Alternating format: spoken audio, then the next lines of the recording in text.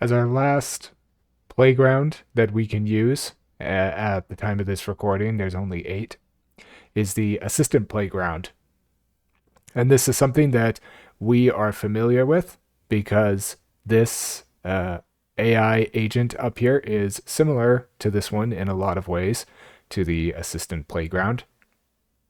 So you can create a new assistant, you can select an assistant, view the code for the assistant, or delete it. Over here is the assistant that I have made. It gives it an ID when it's created, and it gave it a random name that I just stuck with. And then you use what kind of large language model you want it to use. So there's just ChatGPT 4.1 mini, but I can create a new deployment and I can specify a different kind of AI tool that I want to use when creating my own. The instructions here are where you specify what your assistant is capable of doing. So if you want your assistant to be something that gives directions to a certain city, then you would give those instructions right here. You can also give the assistant a description. This does not affect how the assistant behaves. So it's just something where a person can come in here and they can learn more about what the assistant does. So you can think of them as comments in code. They don't affect the code, but they help explain it. You have file search and code interpreter. These are things that you can add. You can also add them up here under the thread files. Here you have file search and code interpreter. And what these are is you can upload files onto it that can make it so that the assistant will use them as a first point of reference when you ask it a question. So you can select a file and you can put it in here. Maybe you can put certain information in it, maybe certain locations that exist in this city, because those are the most popular locations that people like going to. So then it can quickly read through the files that you have and determine the output quicker through those instead of having to search all of it online onto the internet.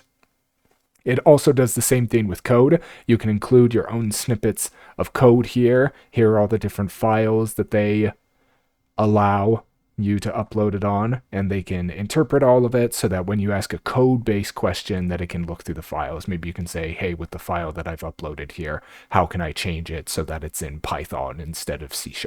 And then it will tell you how to do it. And then we have the module settings. We have the temperature and the top P. These affect the randomness of it. Breezing over these since we've discussed them before.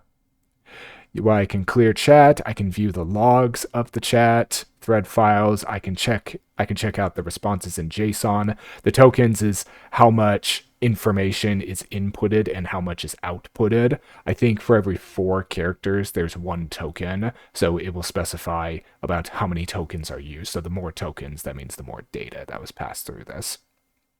It's possible that you may need to update or upgrade your subscription before you are able to use this agent. That is something that it asked me to do.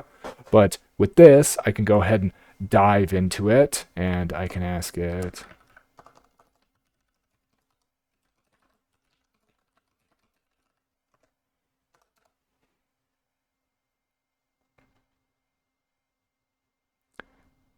I'm best at understanding and generating text in a helpful, clear, and engaging way.